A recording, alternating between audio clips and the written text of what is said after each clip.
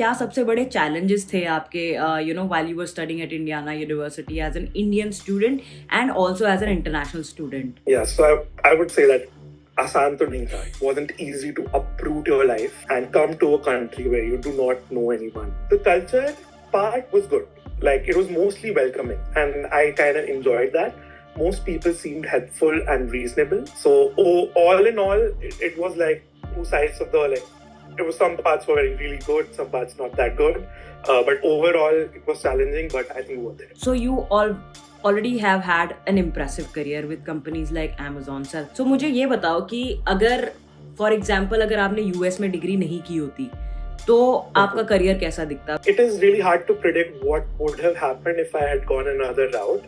But in general, I feel like in India, the competition is really high as compared, because there is a lot of interest in folks to learn technology. And that's why I've seen like in Indian colleges, companies like Amazon and Microsoft, they like take like very few folks. When you pursue your career in US, it is still challenging. I won't trivialize the efforts that it took, but it is still comparatively more achievable. So I believe, yes, the degree played a role in that sense. And then obviously there is that technology that I gained access to, the skills that I developed, the network that I formed on the way. All those things definitely played a role. And if I had not been here, I don't know how things would have turned out. I might have still found a way.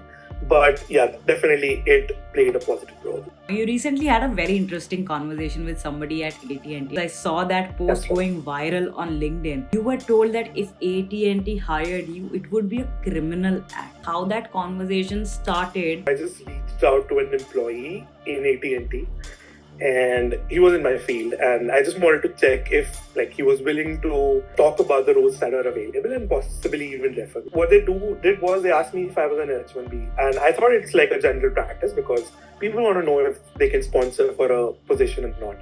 But when they learned this, their reaction was that because of moral reasons, I'm not going to even refer you. And if AT&T referred you, it would be like a criminal act to do that. And it took me some time to really understand that is he really meaning what meaning? But yeah, apparently he did. So I kept my calm at that time. I just told him it's okay. Thank you for being honest. And I just ended the conversation. But then it's like people don't unwelcoming nature is kind of on the rise. That when I look at different sites like Twitter, etc., where people are a lot more vocal, a lot of Indian folks or H1B folks in general getting targeted, and I wanted to raise this and just say that we understand that citizens should be given some priority by the nature of a nation's design, but when it comes to hate, that is not okay. We are here legally, and you shouldn't be allowed to just talk to us anyway. You have done some high impact projects, like reducing Amazon's marketing cost from 85 million to 22 million, if I'm not wrong. How you went on to working projects like these? I would tell you so what it involved was to accurately predict the volume of a certain quantity, which is in this case how many drivers should they hire versus how many applications they should get. And that snowballed into saving millions of dollars for Amazon in terms of marketing cost.